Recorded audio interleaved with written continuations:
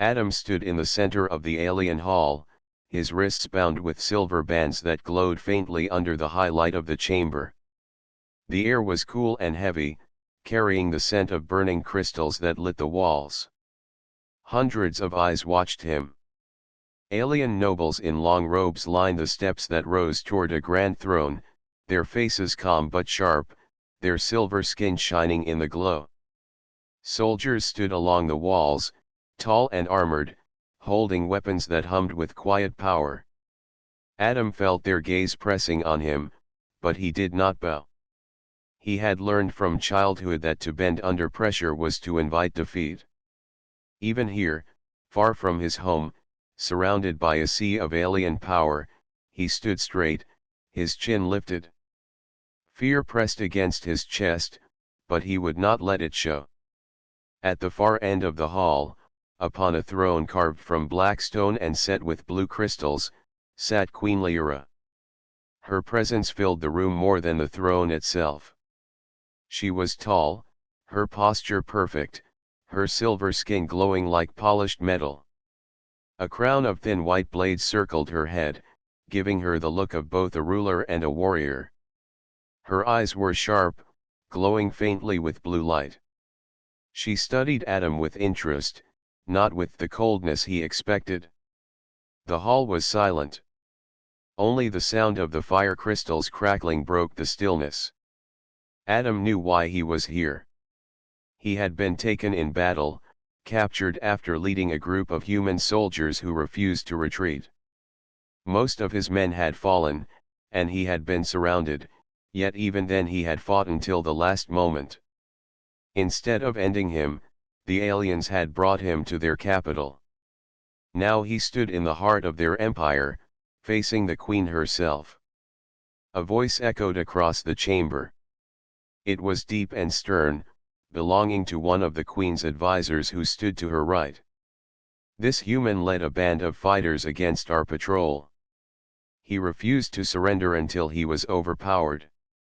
The generals demand judgment, my queen. Whispers filled the hall. Many nobles leaned forward, eager to hear the decision. Some expected a quick sentence. Others were curious why the queen had chosen to see the human personally. Queen Lyra raised her hand. The whispers stopped. She did not speak right away. Instead, she studied Adam in silence, as though she was reading something deeper than his face. Finally, her voice rang clear. Step closer, human. The guards at Adam's side moved, pushing him forward. He walked with steady steps, refusing to stumble even as the chains on his wrists tugged. He stopped at the base of the throne's stairs. The queen looked down on him, her glowing eyes sharp. What is your name? She asked. Adam, he replied, his voice firm. Do you understand where you stand? She asked. Adam looked around at the nobles, the guards, the vast hall of stone and crystal, then back to her throne. In the heart of your empire, he said. A ripple of whispers spread again, but the queen only tilted her head slightly, intrigued. You were outnumbered 20-1, she said. Why did you not surrender? Adam met her gaze without flinching. Because my people were still alive behind me. I do not surrender when others depend on me. A murmur swept through the hall. The alien nobles exchanged glances. Some looked offended, others curious. No prisoner had spoken so directly to the queen before. Lyra's eyes narrowed, not in anger, but in thought. She leaned back slightly on her throne.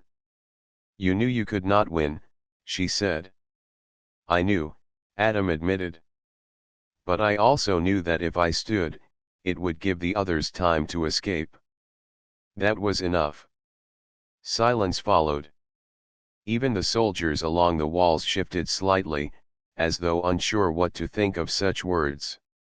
The queen rested her chin against her hand, studying him longer. Her advisor frowned deeply and whispered to her, but she waved him quiet.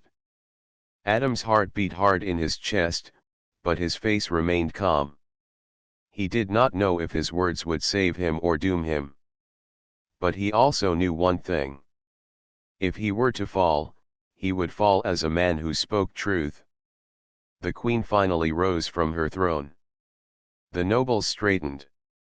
The soldiers stiffened. Her tall figure descended the steps, each step echoing across the hall.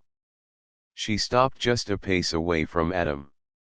Her eyes locked with his, glowing blue against his dark human gaze. "You are different," she said softly, though all could hear. "Your kind is known to be reckless, but you are something else.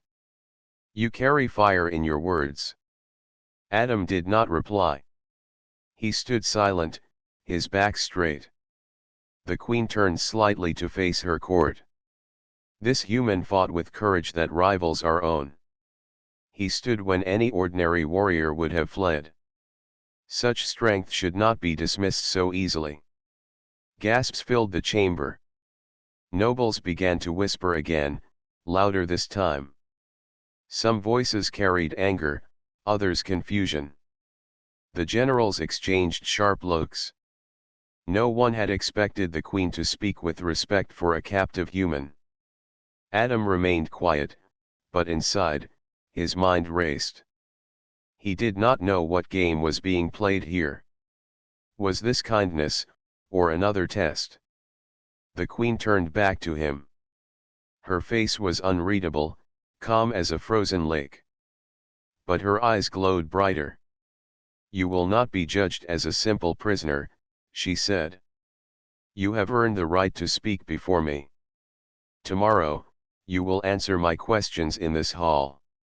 And all of you," she said, raising her voice toward the nobles, "will listen."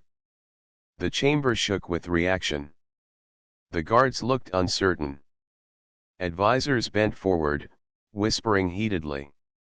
But no one dared to challenge her openly. Adam felt the weight of every eye on him. He had been dragged here expecting chains, punishment, or even death. Instead, the queen had spared him, and given him a chance to speak. He did not know why, but he felt a storm rising. And this was only the beginning. The next morning, the great hall of the alien palace filled once again. The long banners of blue and silver hung from the high walls. Fire crystals burned in tall stands, casting a steady glow over the chamber. The nobles arrived early, their whispers already rising like restless winds. They were eager to see what would happen between their queen and the human. Adam was brought in by two guards. His wrists were still bound by the glowing silver bands, but his steps were steady. He did not bow when they stopped him at the center of the hall. Instead, he stood tall, facing the throne at the far end. Queen Lyra sat on her black crystal seat, her crown shining under the lights. Her expression was calm, but her eyes followed Adam with sharp focus. She had commanded the session herself. Her advisors had argued against it through the night, but she had not changed her mind. When the whispers grew too loud, the queen lifted her hand. Silence fell at once. She rose slowly from her throne and stepped forward. "Adam of the humans," she said, her voice clear across the hall, "today you will answer me. I wish to understand what drives your kind. I wish to know why you fight the way you do." Her words shocked the nobles. To question a prisoner instead of condemning him was unheard of. Some looked angry, others uneasy, but no one dared to speak. Adam raised his head. His heart beat fast, but his voice was steady. "Ask, and I will answer." The queen's eyes glowed faintly.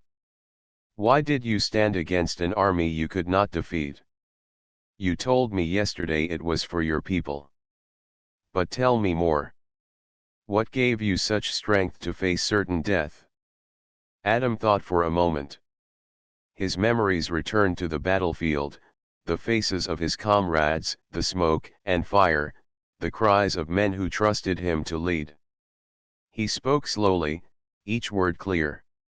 When you stand in front of others who believe in you, you cannot think of yourself. You think of them. You carry their hope. Even if you fall, you must buy them a chance to live. That is what gives strength. A soft murmur spread across the hall. Many nobles frowned, confused by the human's words. To them, warriors fought for glory, for command, or for the queen. This idea of carrying hope was strange. Lyra studied him closely. "So you would give your life for others," she said. "Yes," Adam answered. "Because if I did not, then who would? We humans believe that every life matters. If one man must stand so that others may live, then he must stand." The nobles shook their heads, whispering. Some scoffed at his words, but others looked thoughtful. The queen's lips curved slightly, almost like the shadow of a smile. "You speak as though death does not frighten you." Adam held her gaze. "It frightens me. But I do not let fear rule me." The hall went quiet again. For a moment, even the sound of the fire crystals seemed softer. Lyra turned her head slightly toward her generals, who stood in heavy armor along the side. "What say you to this? A human who fears but does not yield." One general stepped forward, his voice strong. "My queen, he speaks boldly because he has nothing left. His people are weak, his army broken. His words are nothing but pride." Adam's eyes narrowed, but he did not shout. He answered with calm strength. "My army may have fallen, but that does not make us weak. Even in defeat, we fought. Even when captured, I still stand. That is not weakness." The words cut through the hall. The general glared, but could not answer quickly. The queen raised her hand, and the soldier stepped back. She looked again at Adam. "Your spirit is sharp," she said. "But tell me this. What do you fight for beyond survival? If your people were safe, what would drive you then?" Adam paused. This question was harder. He looked at the floor for a moment, then back at the queen. "We fight for more than survival," he said. "We fight for tomorrow. We fight so that children can grow, so families can live in peace, so our world can see more than war. Every battle, every sacrifice, is not just to live another day, but to build a better one." The hall stirred again. These words touched something deeper. Some nobles whispered less with scorn and more with thought. The queen's glowing eyes fixed on him, unblinking. "You speak as if your people dream of peace," she said softly. Adam nodded. "We do. Even when war surrounds us, we still dream. That is what keeps us human." For a moment, the queen was silent. Then she walked slowly down the steps of her throne, her robe flowing like liquid silver behind her. She stopped only a few steps away from Adam. Her eyes searched his face, as if trying to read every line, every truth. "I have ruled for many years," she said. "I have seen warriors break under fear, I have seen leaders surrender when outnumbered. But you stand here, unbowed, speaking of dreams. Your words are strange to my people, yet I cannot call them empty." She turned to face her court. Her voice rose. "Hear this human's words. He fights not for glory, not for himself, but for others. He carries hope as a weapon. Think on what this means." The nobles shifted uneasily. Some looked shaken, others displeased. The advisors at her side bent their heads together, whispering in urgent tones. But no one dared to shout against her. Adam stood silently, but inside he felt the weight of every moment. He knew his words could anger them or win respect. He chose honesty, because he had nothing else to give. The queen looked back at him one last time. Tomorrow, I will ask more. You will not leave this hall yet. But know this, Adam. You have caught my attention. Few ever do. She turned and walked back to her throne, her robe sweeping the stone floor. The guards took Adam by the arms, ready to lead him away. But as he walked, he felt dozens of alien eyes still locked on him, filled with questions, doubts, and perhaps something else. For the first time since his capture, Adam realized he was no longer just a prisoner. He had become a mystery to them. And mysteries had power. The hall echoed with whispers long after he was gone. The great hall was filled again on the third day. The air was heavy with tension, thicker than before. Nobles gathered in their high seats, their silver robes shining under the glow of the fire crystals. Generals stood at the sides in their tall armor, hands resting on weapons that pulsed faintly with light. Advisors whispered to one another, their voices sharp and worried. The guards led Adam into the hall. His wrists were still bound, but he walked as if the chains did not matter. His steps echoed on the stone floor as he approached the center once again. He felt the weight of many eyes pressing on him, but he kept his head high. At the far end, Queen Lyra sat upon her throne. Her crown shimmered like white fire, and her gaze was fixed on Adam. She had not looked away from him since he entered. When silence spread across the chamber, the queen rose. Her tall figure stood like a blade among the nobles. She raised her hand, and the whispers died. Adam, she said, her voice carrying clear and strong, yesterday you spoke of dreams. You spoke of fighting for tomorrow, not just for today. Many in this hall believe your words were nothing but tricks. They say you are clever with your tongue but empty in truth. What do you say to them now? Adam's heart pounded, but his voice was steady. I say the same as before. My words are not tricks. I speak what I believe. Dreams give strength. Without them, even the strongest warrior will fall. A murmur spread again. Some nobles frowned deeply, others shook their heads, but a few sat still with thoughtful faces. The queen stepped down from her throne and moved closer to him. Her steps were slow but firm. When she stopped, she was only a few paces away. Her glowing eyes locked with his. For many years, I have ruled, she said. I have seen countless warriors kneel before me. I have heard words of loyalty, of glory, of fear. But never have I heard a prisoner speak as you do. You stand in chains, yet you stand proud. You speak of hope, not survival. You speak of tomorrow as if it belongs to you, even when your life is not certain. The hall was silent, every noble leaning forward, waiting for her next words. Then the queen turned, facing her court. Her voice rose louder. I will not hide my thought. In this human, I see something my own people lack. I see courage that is not born of command, but of heart. I see honesty that is not shaped by fear, but by choice. She paused. The air grew still. The generals tensed. The advisors leaned forward. Everyone waited. Then Queen Lyra spoke words that shook the hall. I wish this human were my husband. The silence that followed was like thunder. Every noble froze in place. Generals stared wide-eyed. Advisors nearly stumbled forward. Even the guards at Adam's side tightened their grip, as if they feared the world itself had shifted.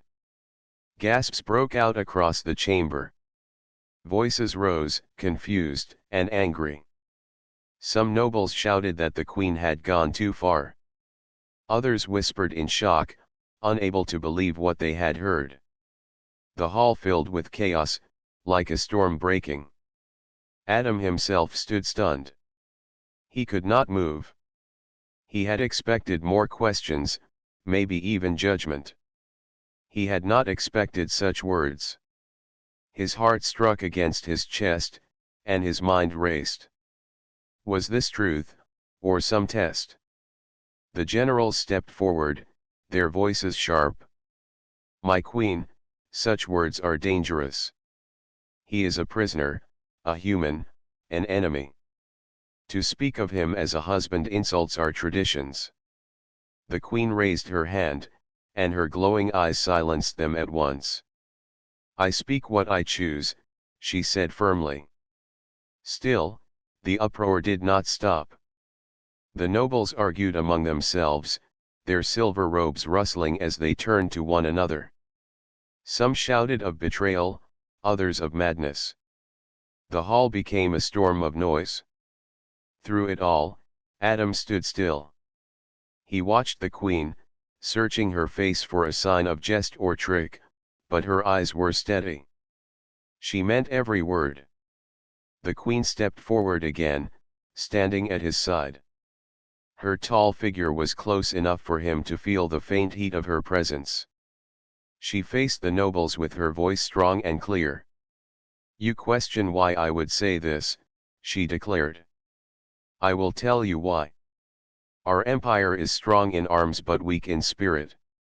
Our people know order, but they do not know heart. In this human, I see what we have lost.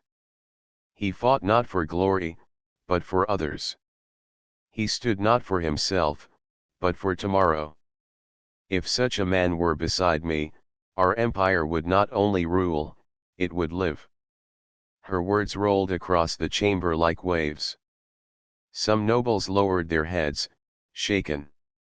Others shouted in anger. But none could ignore her voice. Adam finally spoke, his voice quiet but clear enough to carry. "Why would you choose me, a stranger, a prisoner, for such words?" The queen turned to him. Her glowing eyes softened slightly, though her voice stayed strong. "Because you stood when no one else would. Because you spoke when silence would have been easier. Because even now, with chains on your hands, you stand proud. That is why." Adam felt the weight of her words strike him deeper than any blade. He did not know what to say. He had faced death before without fear, but this moment left him shaken. The uproar grew again among the nobles. Some shouted for the queen to take back her words. Others demanded Adam be executed to end the scandal. The generals gripped their weapons tightly, their faces grim. The court was divided, and the tension threatened to snap. But Queen Lyra did not step back. She lifted her chin and looked over her people. Her voice cut through the chaos like steel. "I am your queen. My words are law. This human will not be harmed. You will listen, and you will learn. The days of blind pride are ending. A new path begins now." The hall fell into uneasy silence. No one dared to answer. The queen turned back to Adam, her expression unreadable, yet her eyes steady with meaning. In that moment, Adam understood something. His life was no longer just his own. His presence here had become a spark in a fire greater than he had ever imagined. The hall remained tense, heavy with silence, as the queen returned to her throne.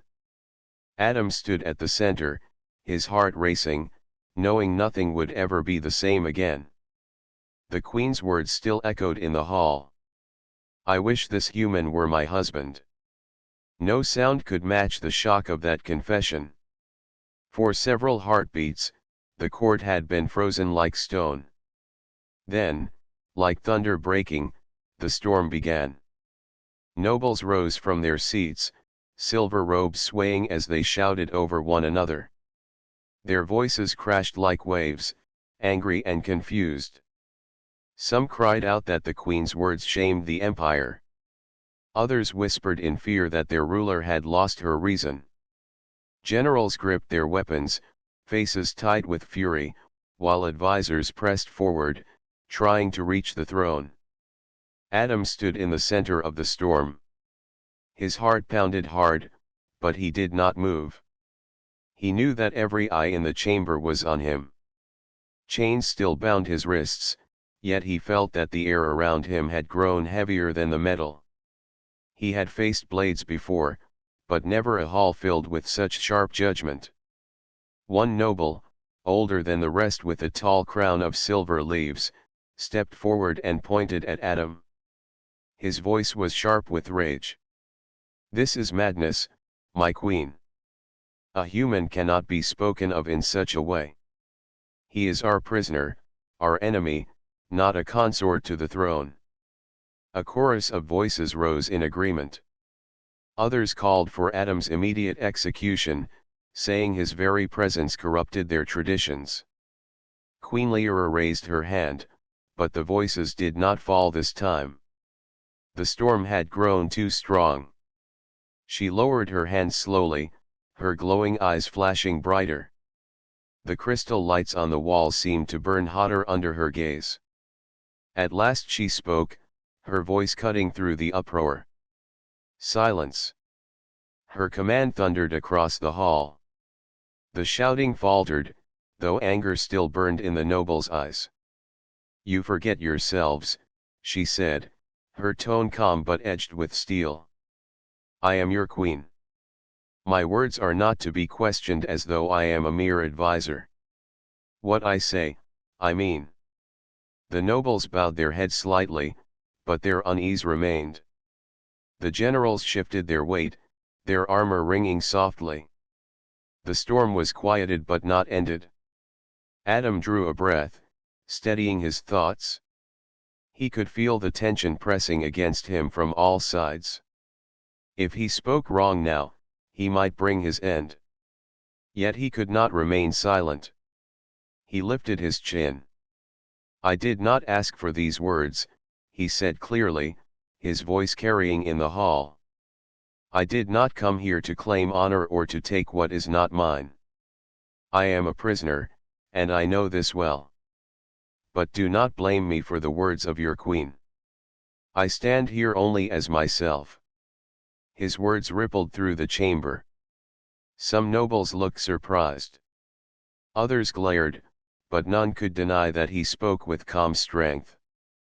Queen Lyra turned to him, her expression unreadable, though her glowing eyes softened faintly. She nodded once, as though approving his restraint.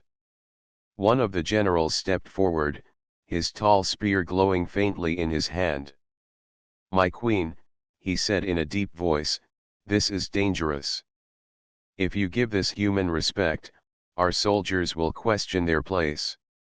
Our people will whisper that you favor an outsider above your own.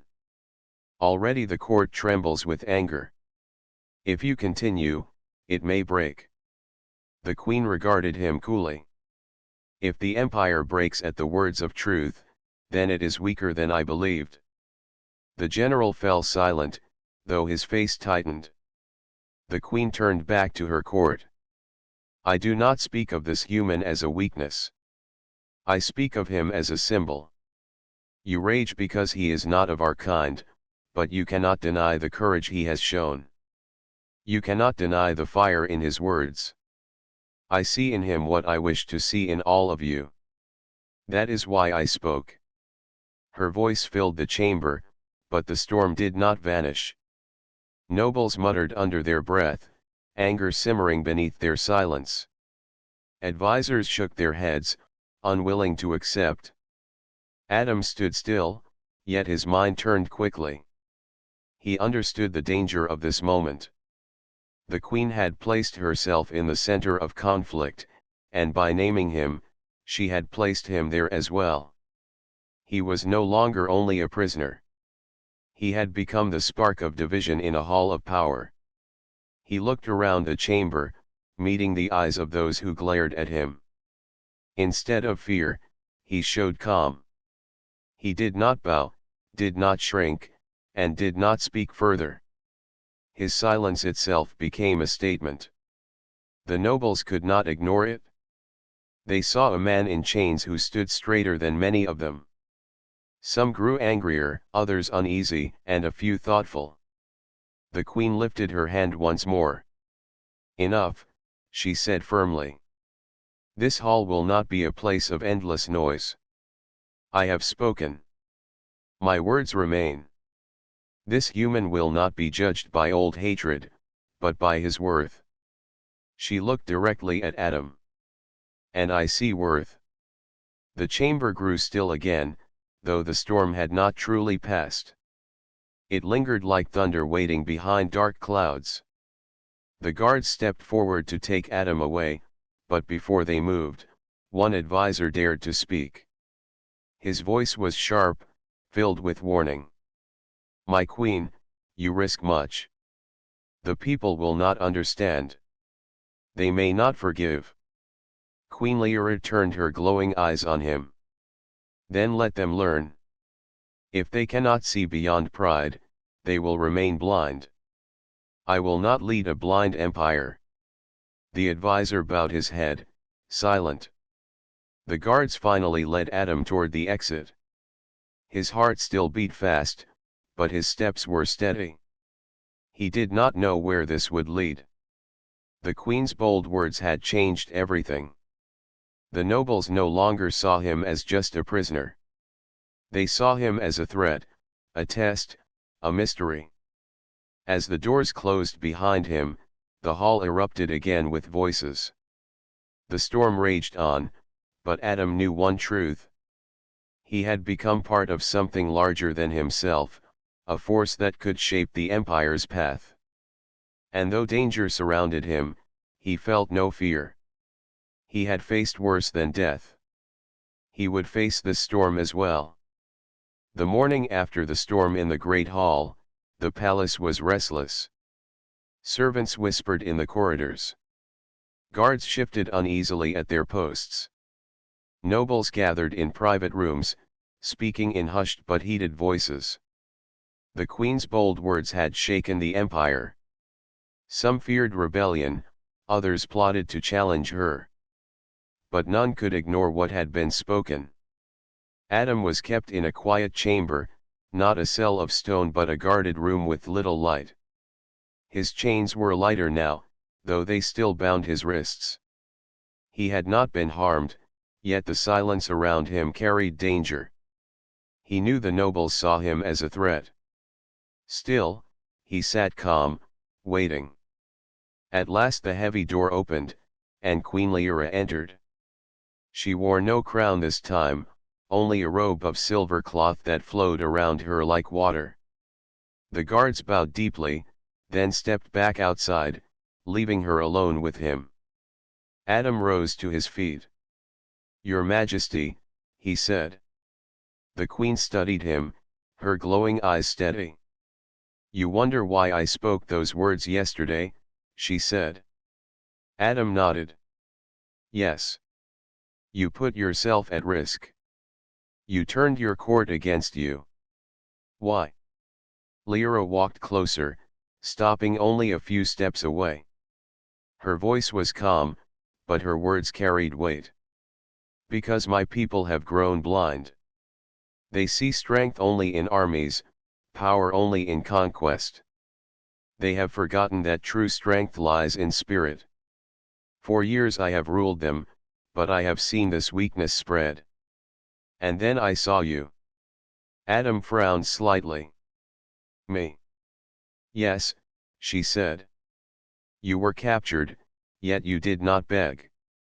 You were brought into my hall, yet you did not bow. You were questioned, yet you spoke truth without fear. My nobles call it madness. I call it clarity. You reminded me of what my people once were. That is why I spoke." Her words settled heavily in the quiet room. Adam felt the truth in them. She had not spoken out of sudden impulse. She had spoken because she saw something she believed her empire needed. "You spoke of me as a husband," Adam said carefully. "But what you truly meant was unity. You wanted them to see beyond pride." The queen's lips curved slightly, the faintest sign of approval. "You understand." Adam looked at her closely. "But they will not accept it easily. Already they burn with anger. You may have given them reason to rise against you." "I know," Lyra admitted. Her voice was steady, but her eyes glowed brighter. "Yet a ruler does not speak only to please. A ruler speaks to guide. If my people cannot hear truth, then they must learn. I will not rule an empire that has forgotten its heart." For a long moment, silence hung between them. Adam studied her, seeing not just a queen but a leader burdened with choices heavier than any chain. He understood her better now. She did not need his agreement, but she sought his understanding. At last he said, "Then you must be ready. If you wish to lead them down this path, you will face storms far worse than the one in the hall. I have seen such storms before. They can break even the strongest." Lyra's gaze did not waver. "That is why I chose you. You have faced storms and stood. You know what it means to carry hope. That is what I need beside me." Adam's heart struck hard in his chest. He had never thought himself more than a soldier, a man who fought because he must.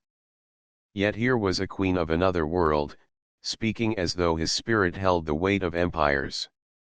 He shook his head slightly. "I am only one man. I cannot change your people." The queen stepped closer, her presence strong, her eyes glowing brighter. "One man can. One man can spark change if he carries truth. You already have. Look at what has happened. In only 3 days, the entire court speaks of you. You have stirred their anger, yes, but also their thoughts. That is power." Adam was silent. He knew she was right, though it was hard to accept. Lyra turned and looked toward the tall window, where light from the alien sun spilled across the floor. "My advisors tell me to silence you. My generals whisper of ending you in secret. But I will not. I would rather face rebellion than kill the one who reminded me of hope." Her words struck him deeper than before. He realized now that her bold confession had not been a game. It had been her way of forcing her people to face what they refused to see. She had used her own voice as a blade against their pride. He drew a slow breath. "Then what would you have me do?" She looked back at him, her glowing eyes steady. "Stand, speak when asked. Show them you are more than a prisoner. Do not bend. That alone will be enough." Adam nodded slowly. He could not promise her loyalty, not yet, but he could promise honesty. And honesty was what she sought.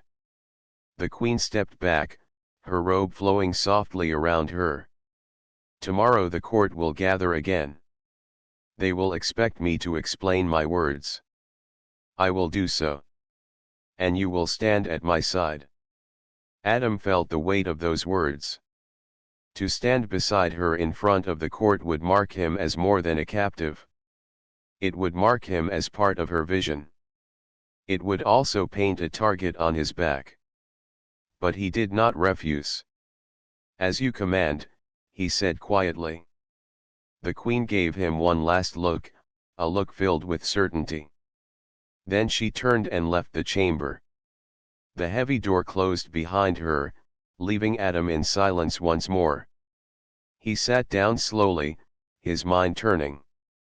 He had never asked for this place, never sought to shape the path of another people. Yet fate had placed him here, and the queen's faith in him could not be ignored. The storm was coming, and he knew it would strike harder than before. But he also knew one thing. He would not break. The great hall was crowded once more.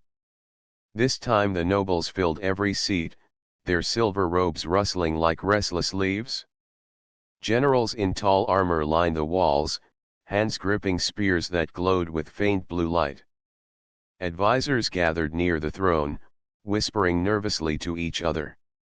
The storm that had begun 2 days ago had not faded. It had grown sharper, and now all waited to see how the queen would speak. At the center of the hall stood Adam. His wrists were still bound, though the chains had grown lighter with each day. He stood tall despite the weight of so many eyes pressing on him. He had grown used to their stares. Some were filled with hatred, others with fear, and a few with quiet curiosity.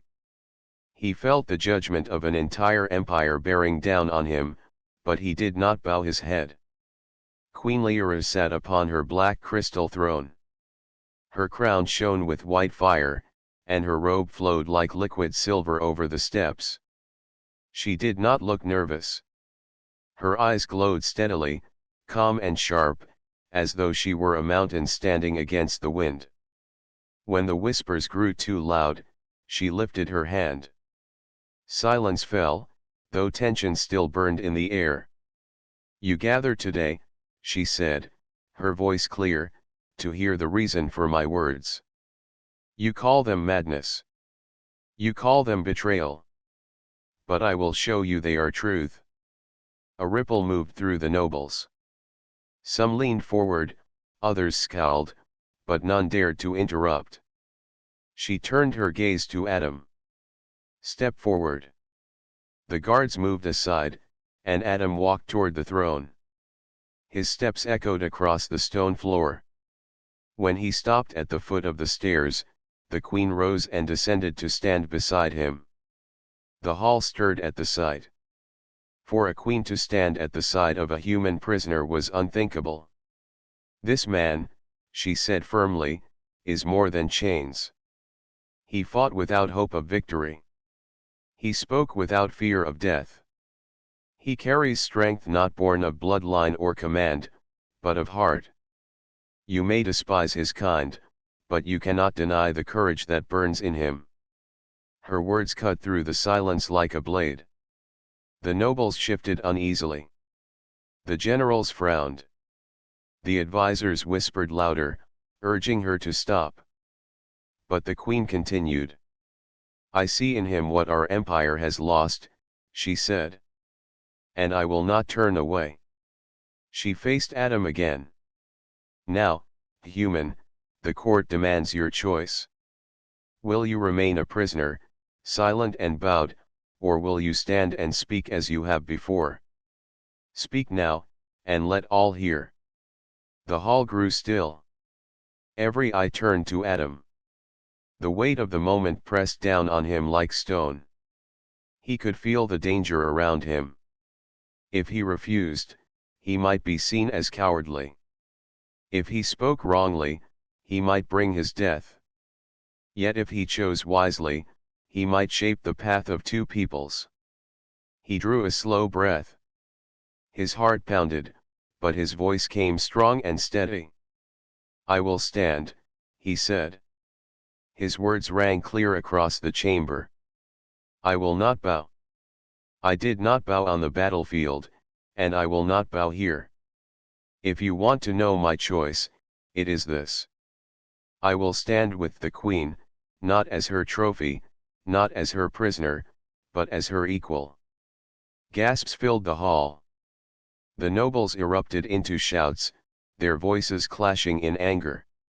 Some cried out that he insulted their traditions. Others shouted that he dared to claim equality with their queen. The generals gripped their weapons, their faces dark with rage. But Adam did not flinch. He stood tall, his eyes steady, his voice strong. "If you fear my words, then you show weakness. If you fear one man in chains, then your empire is not strong. I will not hide. I will not kneel. If the queen calls me to stand with her, I will do so. And if that shames you, then the shame is yours, not mine. The uproar grew louder. The hall shook with voices. Yet among the chaos, a few nobles sat still, their faces unreadable, their thoughts turning. Queen Lyra raised her hand. Her glowing eyes flashed brighter, and her voice thundered above the noise. Enough. The chamber fell silent once more. She looked at Adam, her expression firm but her eyes filled with something deeper, almost like pride. Then she turned back to her court. You see, she said, he does not kneel. He does not break. He stands. That is why I chose him. That is why I will not take back my words. You may rage, but you cannot deny the truth of what you have seen. The nobles shifted uneasily. Some glared, others whispered, but none dared to rise against her command. The generals lowered their weapons, though their eyes still burned with anger. Adam stood silently beside the queen, his heart steady now. He had spoken his choice. Whatever came next, he had no regret. The queen stepped closer to him, her voice quieter but still carrying across the hall. From this day forward, you will not be treated as a prisoner. You will stand as a voice beside mine. Those who oppose will face me. The hall erupted again with whispers, but none dared to openly challenge her. Adam felt the weight of history pressing on his shoulders. He had been brought here in chains, expecting judgment and perhaps death. Yet now he stood at the queen's side, his choice spoken before an empire. The storm was not over. He knew greater dangers still waited. But he also knew that he had taken his path. He would walk it with his head high, no matter what lay ahead. And so the human made his choice, a choice that would echo far beyond the walls of the Great Hall. The Great Hall was quieter than before, but the tension had not left. The nobles had returned, their eyes wary, their whispers softer. The generals remained at the sides, their weapons in hand but lowered. Even the advisors, who had once murmured urgent warnings, now watched in cautious silence. The empire had witnessed courage in a form they did not understand, and many were unsure how to respond. Adam stood beside Queen Lyra at the front of the hall. His chains had been removed, replaced by simple bindings around his wrists that marked him as still under watch. Yet the chains felt lighter than ever. He had spoken his choice, and now he would face whatever came next. The queen's eyes glowed as she surveyed the court. You have seen this human stand, she said. He has shown courage, honesty, and strength. He does not bow to fear. He does not hide from challenge. He speaks truth even when it is difficult. Such strength is not measured by bloodline, rank, or title, but by heart and spirit. That is why he stands beside me now. Some nobles whispered among themselves, but none dared speak openly. The generals shifted uneasily, their faces unreadable, but they remained in their positions. The hall was still tense, but the balance had changed. Adam was no longer just a prisoner. He had become a symbol, a spark of something new. The queen turned to Adam. Her glowing eyes softened as she spoke. Today, you are no longer only a human in chains. You stand as my voice, as my witness, and as my equal in this hall. You have chosen your path, and it is a path that may shape the future of both our peoples. Adam bowed slightly, not out of submission, but out of respect. I will serve only with honesty, Your Majesty, he said. I will speak truth, and I will act as I am able. The queen's lips curved faintly in approval. That is all I ask. The rest is beyond us to control. Let the empire see what courage can do. The chamber remained quiet for several long moments. Then a young noble spoke, his voice hesitant but clear. If he is to stand beside the queen, then perhaps there is wisdom in his words. Perhaps courage is more than blood and rank. Others murmured agreement. Slowly, the tension in the hall began to ease. Though not all accepted the idea, a seed of understanding had been planted. Adam realized then that change was slow, but it had begun. His choice, his words, and the queen's boldness had opened a new path. The queen stepped closer to him. The court may take time to understand, but we do not need their immediate acceptance. What matters is that we are certain of our course. Adam nodded. And we will walk it together. Yes, she said.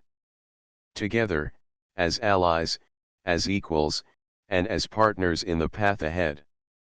The hall seemed to shift with her words. Nobles straightened, generals relaxed slightly, and even the advisors appeared less rigid. The air no longer pressed with threat. Instead, it held the possibility of hope, though fragile and new. Adam felt the weight of responsibility pressing on his shoulders. He was a human far from home, in a world he barely understood. Yet he no longer felt helpless. The queen's faith in him, her bold words, and her willingness to stand against the tide had given him strength. He knew he could not fail her, for the stakes were higher than his own life. For a moment, he thought of his homeland, the fields and towns he had left behind, the people who depended on him even now. He realized that he was no longer only their soldier. He had become a bridge, a connection between two worlds. Queen Lyra's hand rested lightly on his shoulder, a gesture that spoke not of ownership but of unity. The Empire will watch, and they will judge, she said. But what we do here, what we choose to build together, will shape tomorrow. That is greater than fear, greater than anger, and greater than doubt. Adam drew a deep breath. He had faced enemies stronger than any army, dangers more deadly than any weapon. Yet this challenge was different. It was not only about survival, it was about trust, understanding, and the courage to step into a new world. The queen's advisors had begun to speak quietly among themselves, and some nobles approached with questions rather than accusations. The generals remained wary, but they no longer threatened action. The court had begun to bend, not fully, but enough for change to take root. Adam understood that this was only the beginning. There would be more storms to face, more challenges to overcome. Yet he no longer felt fear. He stood with the queen, and together they would show the empire a new way forward. The queen returned to her throne, but she did not sit. Instead, she stood beside Adam, her presence steady and commanding. She raised her voice so that all could hear. Let this day mark the beginning. Let all who doubt see that courage and honesty can shape our world. Let all who fear learn that strength is not measured by chains or blood, but by heart and spirit. A hush fell over the hall. Then, slowly, nobles nodded. Generals lowered their weapons fully. Even the most doubtful advisors seemed to consider her words. The hall was not fully won, but the first victories had been achieved. Adam felt a sense of calm determination. He had been a prisoner, a stranger, and now he was a participant in a new beginning. The weight of choice had been his, and he had chosen to stand. Queen Lyra's glowing eyes met his once more. The Empire watches, Adam. Tomorrow will be another challenge. But today, we have begun a journey together. Adam nodded. I am ready, Your Majesty. The court remained still, absorbing the moment. The whispers faded, replaced by a quiet sense of anticipation. Change had begun, and Adam and the Queen stood at the center of it, ready to face what came next. Together, they had created a spark of hope. And the Empire, once bound by fear and tradition, could no longer ignore the light of courage that shone in the heart of a human and the wisdom of a queen.